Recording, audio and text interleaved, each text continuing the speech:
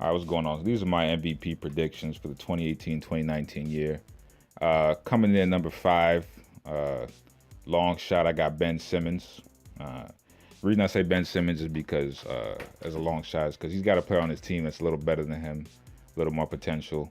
Only thing is that his player that's better than him is kind of injury prone, so I give him a long shot to win the MVP because Joel Embiid might get injured. But if Ben Simmons, if he could just buy a damn jump shot, use that VC, go get a jump shot, man, come back right, he might be able to use his jump shot to lift the Sixers to the number 2 seed, and if he can feed Markelle Fultz and get him to be that combo guard that they desperately need, and his teammates, if he can get his teammates to perfection, on lower than 2 turnovers per game, then he has an outside shot to win MVP, definitely. Only thing is he just has a more dominant teammate, kind of similar to Penny and Shaq, that situation in Orlando. But moving on to number 4. Number 4, I got another dark horse candidate. My man Donovan Mitchell. In fact, he's playing on a dark horse team. And the thing is, with Donovan Mitchell is his team trusts him fully. Like, they trust him. They will ride out the battle for this nigga like 24/7, 365, anybody, against anybody behind his leadership. So, I mean, he has the potentiality to be like a Dwayne Wade type of player in terms of impact. He led the Jazz to 53 wins as a rookie. So he definitely may be able to lead them to 60 plus wins this year, possibly. The only thing with that is I don't think they're going to be catching anybody by surprise anymore. Let's just be honest. Because there's one thing to catch us the first time when we think you're trash, It's another thing to, catch us by surprise when we've already seen what you do. We watch your tape. We know what you're about. It's different. So the only thing is they upgraded their bench a little bit. They got some young, hungry talent on there. That Grayson Allen cat. Grayson Allen is going to be a problem, not because he's a great like scorer or some shit like that. No.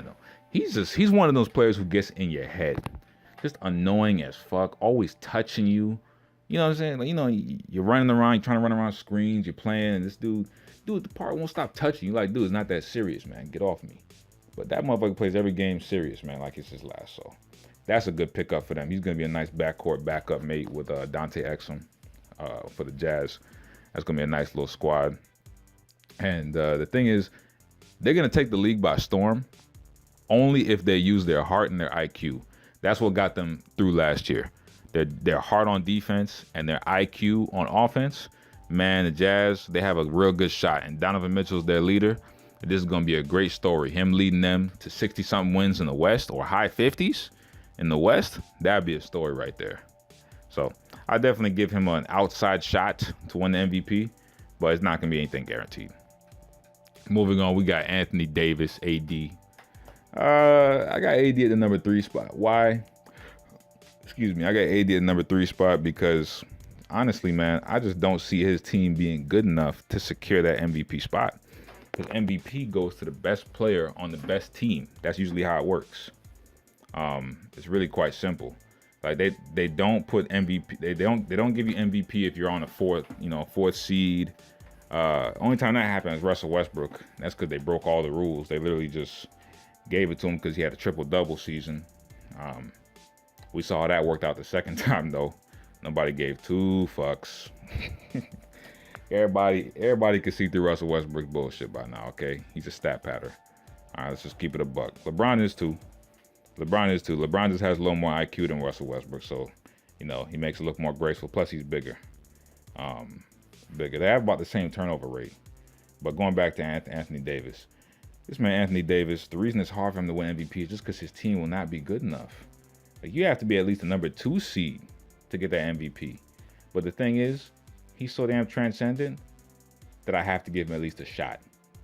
I have to give him a shot. He might be able to get his team to the number 2 seed in the West and land above the Rockets. That's if the Rockets have like an injury to a Chris Paul, which could happen if they don't rest him properly. Then if that's the case, if the Rockets go down and the Jazz are game planned for properly, then he has a good chance to pull off the MVP this year.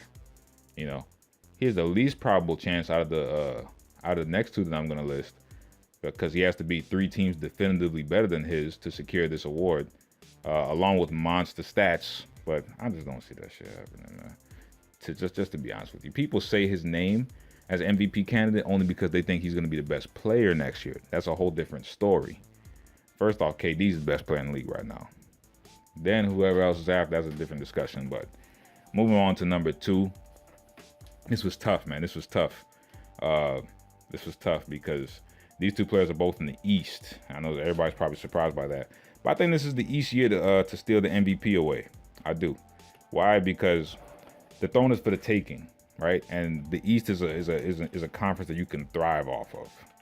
So, for instance, the next player on this list is Joel Embiid. And the reason I put him there and not number 1 is purely because we haven't seen him able to stay up for a whole season yet.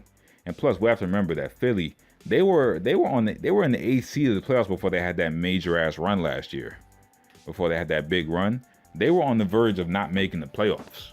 You know, so the thing is, he has a team that has potential to be a top 3 seeded team, but that's not going to be good enough to win it in the East. To win MVP and you're from the East, you got to be number 1 seed. You can't be number 3. You cannot be number 3. You got to be number 1 because the West is too strong. They can't keep pulling that bullshit and giving people from the East some nods just because they're in the East.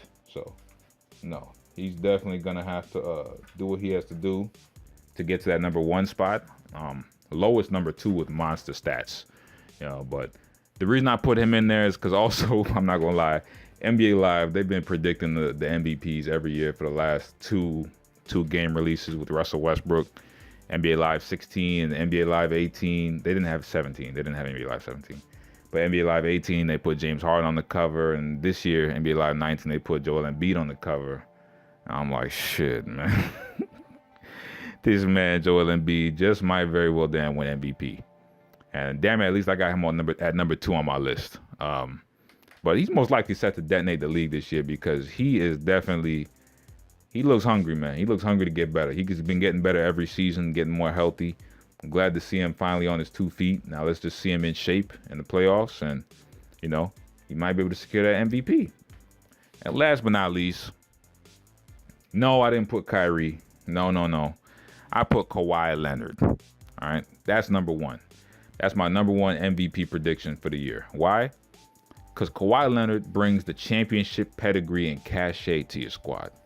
And he's bringing that over to a team in the East that is so desperate for leadership, they're going to follow behind anything that he says. He could say up, and they jump to the sky. They're max vert. They'll do anything. He'll say, I'm thirsty, guys. Niggas will come back running with Sprites, Cokes, Pepsis, choices galore. Yes, Kawhi, sir. Yes. Nah, but in all seriousness, Kawhi is the man there, okay? Let's just keep it a buck, all right? Kawhi is the man over there. There's nobody on the Raptors who can tell Kawhi shit. Not one person, not even the coach, because the coach is new too, okay? Their whole franchise. He has more rings than their whole franchise. And he's got 1. He's got more finals MVP than their whole franchise, and he's got 1. They can't tell Kawhi shit. Trust me. When he goes there, that's his squad. No questions asked. And he's bringing Danny Green. They're squatted up over there with the Raptors, man. If they follow behind his lead and they play that defensive style, that man took San Antonio to 65 wins.